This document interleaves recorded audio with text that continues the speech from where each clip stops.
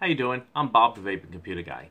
Today I wanted to talk to people who are just getting into vaping or looking to try vaping and quit smoking, and I wanted to go over a few common mistakes that I've heard people make.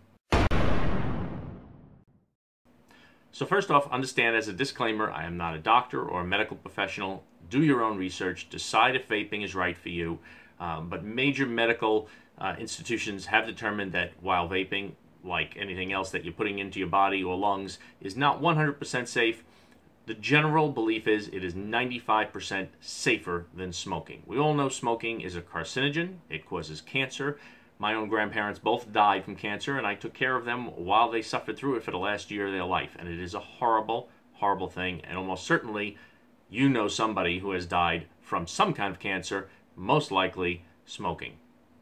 So with that said, next question might be, well, why listen to me? Well, I'm somebody that is into vaping as a hobby and also as a way to avoid smoking. I have been vaping for over 5 years. I have been doing vape reviews for about 3.5 years now. There are definitely other people out there that know a lot more than me, but this is based on my experience and my hobby that it has also become, and everything I know about vaping. So let's start off with 5 common mistakes that new vapers make. Number 5 is going to be listening to friends or family or store owners, all right? Yes, store owners. Retail stores, and they're not all like this, but with retail stores, a lot of times they're hiring people that are not very well educated in vaping. Also, you know, your friends telling you try this type of vape or telling you don't try vaping, it's extremely dangerous. You hear all these different things and you may not know what to believe and what to listen to. You have to make up your own mind.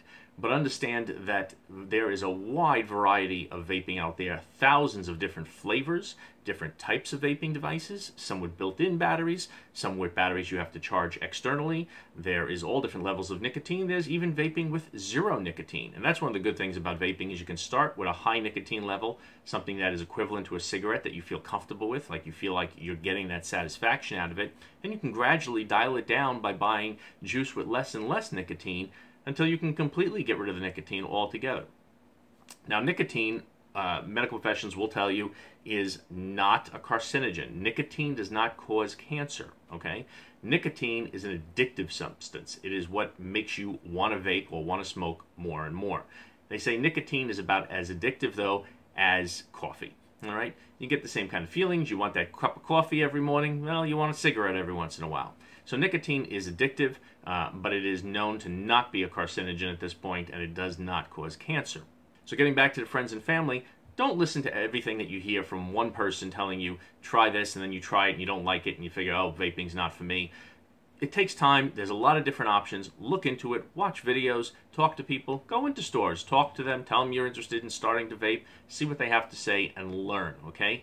Learn everything you can, and don't just make up your mind quickly.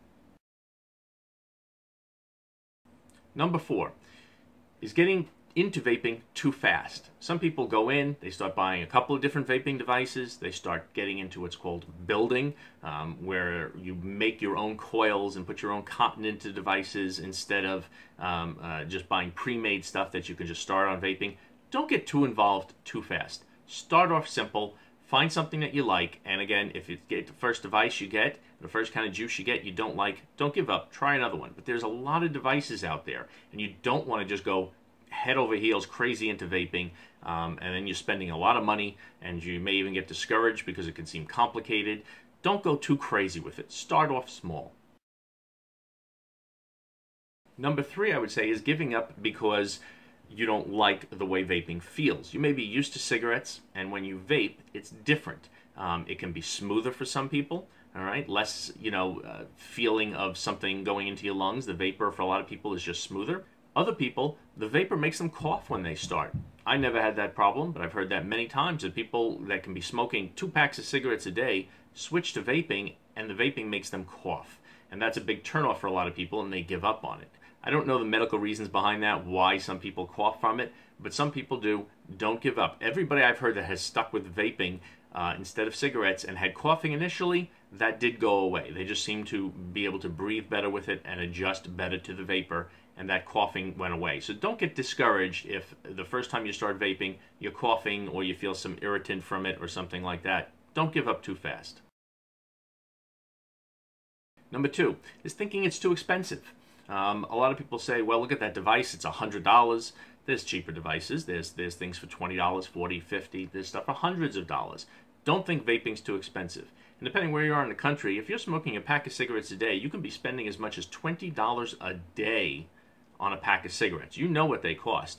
Vaping can be considerably cheaper. If you're doing it as a method to stop smoking, you'll find that you're not using nearly as much as a lot of people who get more into it for the hobbyist type of vaping or doing what they call direct lung vaping. That's the people you see blowing big clouds of smoke.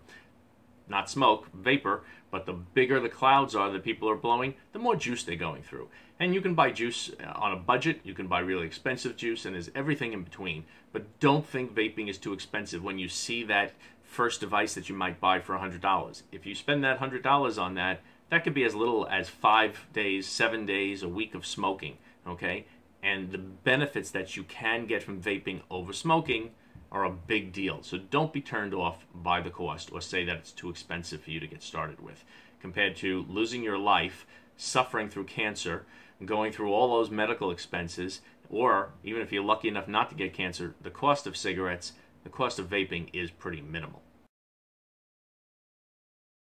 And the number one mistake that I left for last that I think new vapers, people getting into vaping, make is basically a sum of all these. Giving up too soon. All right? Too many people try it and give up. And then they don't even want to go back to it. Somebody might tell them, go ahead and try it, and they don't want to try it anymore. Don't give up so soon, okay? Like I said, there is a wide variety of vapes, of amount of vapor that it produces, of nicotine levels, of flavors, of complexity of the devices. There is such a wide variety out there. There is something for everybody, especially if you're trying to quit smoking. You will be able to find some alternative that works right for you. But don't give up too quickly. That's the number one mistake I think you could possibly make, because if you're smoking and then you try vaping and it's not for you to give up, you're going back to smoking. And we all know how bad that is. So don't give up too quickly. And lastly, if you have any questions, if you're new, if you've never vaped before, if you're someone who just started vaping and has a basic question, comment below. I will do my best to answer you as fast as possible. I will give you my opinion on it. And again, don't always listen to me. Watch other reviewers. Just search for videos out there. If there is some vaping device that you're interested in getting and you saw in a store and you think, well, it's kind of a big investment, find out the name of it. Search on YouTube. You will find somebody like me or somebody else who has reviewed that item.